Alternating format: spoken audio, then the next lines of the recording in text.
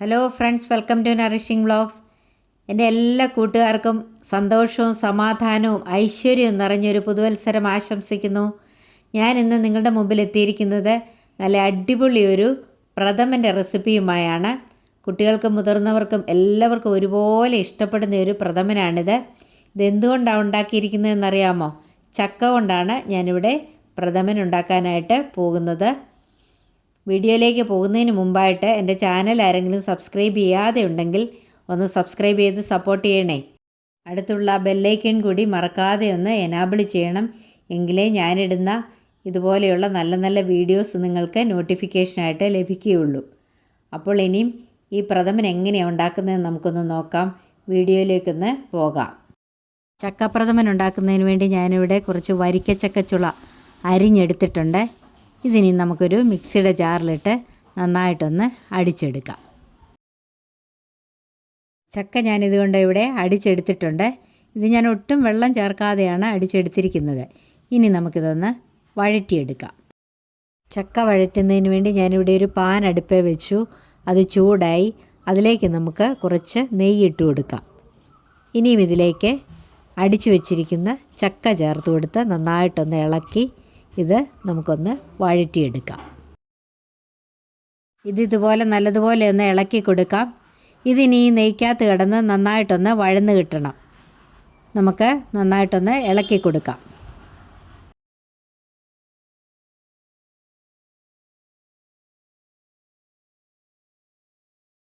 ചക്ക വഴലുമ്പോഴത്തേക്ക് നമുക്കിതിനു വേണ്ടിയുള്ള തേങ്ങാപ്പാൽ കൂടി ഒന്ന് റെഡിയാക്കിയെടുക്കാം. തേങ്ങാപ്പാൽ പിഴിഞ്ഞെടുക്കുന്നതിന് വേണ്ടി ഞാനിവിടെ ഒരു 1.5 തേങ്ങ തിരുമ്മി എടുത്തിട്ടുണ്ട്. ഇനി നമുക്കിതൊരു മിക്സിയുടെ ജാറിലേക്ക് ഇട്ടൊന്ന് അടിച്ചെടുക്കാം.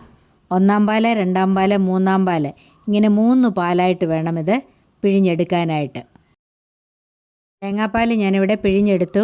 1-ാം പാല്, 2-ാം പാല്, 3-ാം പാല്, ഇങ്ങനെ 3 പാലായിട്ടാണ് ഞാനിവിടെ പിഴിഞ്ഞെടുത്തിരിക്കുന്നത്. നമ്മുടെ ചക്ക നെയ്ക്കകത്ത് കിടന്ന് നന്നായിട്ട് വഴന്നിട്ടുണ്ട്. ഇനി ഞാനിവിടെ ഒരു 1/2 കപ്പ് ശർക്കര എടുത്തിട്ടുണ്ട്. അതുകൂടി ഇതിലേക്ക് ചേർത്ത് കൊടുക്കാം. എന്നിട്ട് നന്നായിട്ടൊന്ന് ഇളക്കി കൊടുക്കാം.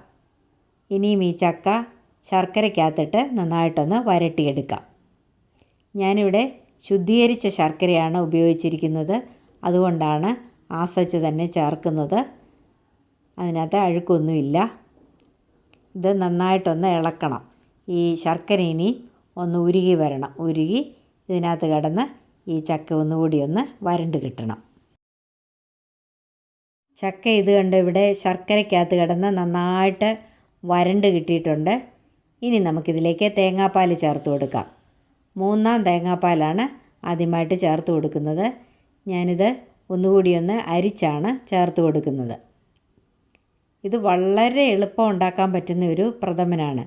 ഇതിനകത്ത് ഈ തേങ്ങാപ്പാൽ പിഴിയുന്നത് മാത്രമേ ഉള്ളൂ ഇതിനകത്തൊരല്പം പ്രയാസമായിട്ടുള്ളത്. പശുവിൻ പാൽ ചേർത്തും ഉണ്ടാക്കാം. പക്ഷേ പശുവിൻ പാൽ ചേർത്ത് ഉണ്ടാക്കിയാൽ ഇത്രയും ടേസ്റ്റ് കിട്ടത്തില്ല. ചക്കയൊക്കെ ഇവിടെ ഞാൻ അടിച്ചെടുത്തിരിക്കുന്നതുകൊണ്ട് വളരെ പെട്ടെന്നത് ഉണ്ടാക്കിയെടുക്കാനായിട്ട് പറ്റും. ഇനി ഇത് നല്ലതുപോലെ ഒന്ന് ഇളക്കി യോജിപ്പിച്ചെടുക്കാം. ഇനി ഈ പാലിൽ കിടന്ന് ഈ ചക്ക ഒന്നുകൂടി ഒന്ന് വേകണം. ഈ പാലൊന്ന് പറ്റണം. അതുവരെ നമുക്കിതൊന്ന് ഇളക്കി കൊടുക്കാം. ഇനിയും ഇത് പറ്റട്ടെ. അപ്പോഴേക്കും നമുക്ക് ഇതിലേക്ക് ആവശ്യമായ കിസ്മിസും നട്ട്സും ഒക്കെ ഒന്ന് വറുത്തെടുക്കാം. അതിനുവേണ്ടി ഞാനിവിടെ ഒരു പാൻ അടുപ്പേ വെച്ചു. അത് ചൂടായി. അതിലേക്ക് നമുക്ക് കുറച്ച് നെയ്യ് ഒഴിച്ചു കൊടുക്കാം. ഞാൻ തന്നെ വീട്ടിലുണ്ടാക്കിയ നെയ്യാണ് ഉപയോഗിക്കുന്നത്. ഈ നെയ്ക്കകത്തൊക്കെ പ്രഥമൻ ഉണ്ടാക്കിയാൽ അതിൻ്റെ ടേസ്റ്റ് ഇരട്ടിക്കും.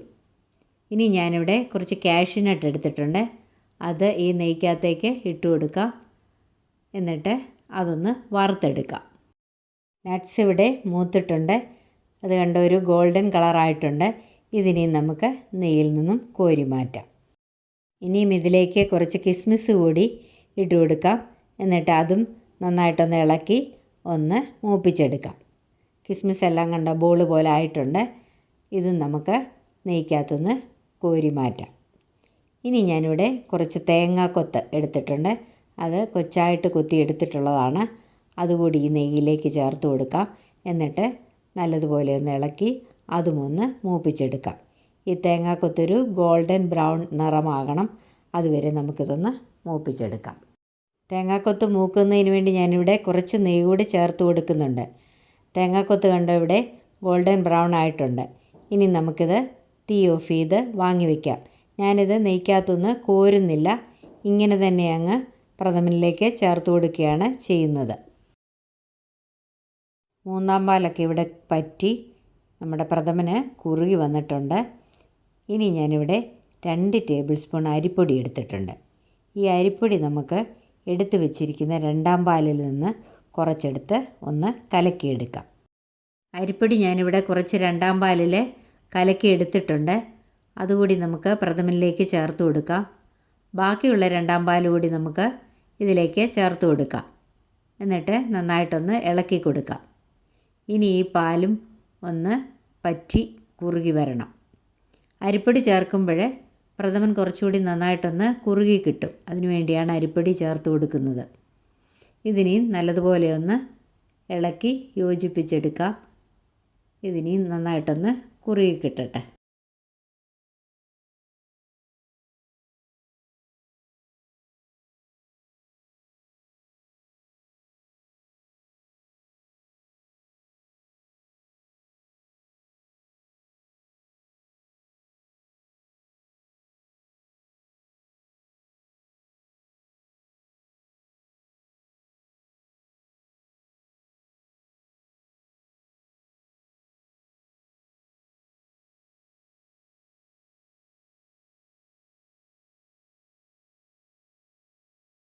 ഇനിയും ഇതിലേക്ക് 1/2 ടീസ്പൂൺ ഏലക്കായും പഞ്ചസാരയും കൂടി പൊടിച്ചത് ചേർത്ത് കൊടുക്കാം.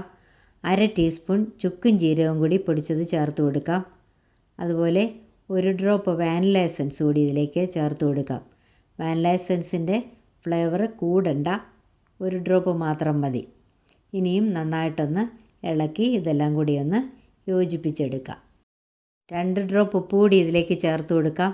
മധുരമൊക്കെ ഒന്ന് ബാലൻസ് ചെയ്യുന്നതിന് വേണ്ടിയാണ് ഉപ്പ് ചേർത്ത് കൊടുക്കുന്നത്. താല്പര്യമില്ലാത്തവർ അതങ്ങ് സ്കിപ്പ് ചെയ്തേച്ചാൽ മതി. ഇനിയും ഇതിലേക്ക് വറുത്ത് വെച്ചിരിക്കുന്ന കാഷ്യൂനട്ടും റൈസിൻസും ചേർത്ത് കൊടുക്കാം. അതുപോലെ തേങ്ങാക്കൊത്തും ചേർത്ത് കൊടുക്കാം.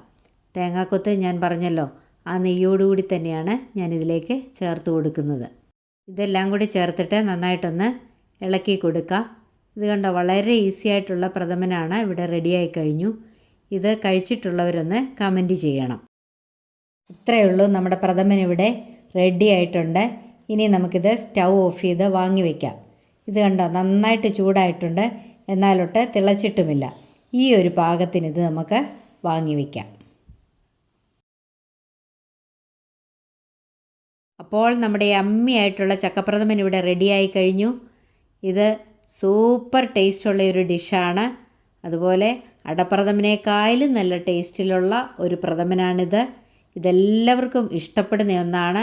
ഇതുപോലെ എല്ലാവരും ഒന്ന് ട്രൈ ചെയ്ത് നോക്കണം. എന്നിട്ട് എൻ്റെ വീഡിയോ ഇഷ്ടപ്പെട്ടെങ്കിൽ ഒന്ന് ലൈക്ക് ചെയ്യണം, കമൻറ്റ് ചെയ്യണം. മറ്റുള്ളവർക്കൊക്കെ ഒന്ന് ഷെയർ ചെയ്തുകൊണ്ട് തന്നെ ഒന്ന് സപ്പോർട്ട് ചെയ്യണം. ഇതുവരെയും എനിക്ക് തന്ന എല്ലാ സപ്പോർട്ടിനും നന്ദി. തുടർന്നും എന്നെ സപ്പോർട്ട് ചെയ്യണം. ഇനിയും മറ്റൊരു നല്ല വീഡിയോയുമായി കാണും വരേക്കും bye bye, take care, thank you, love you all.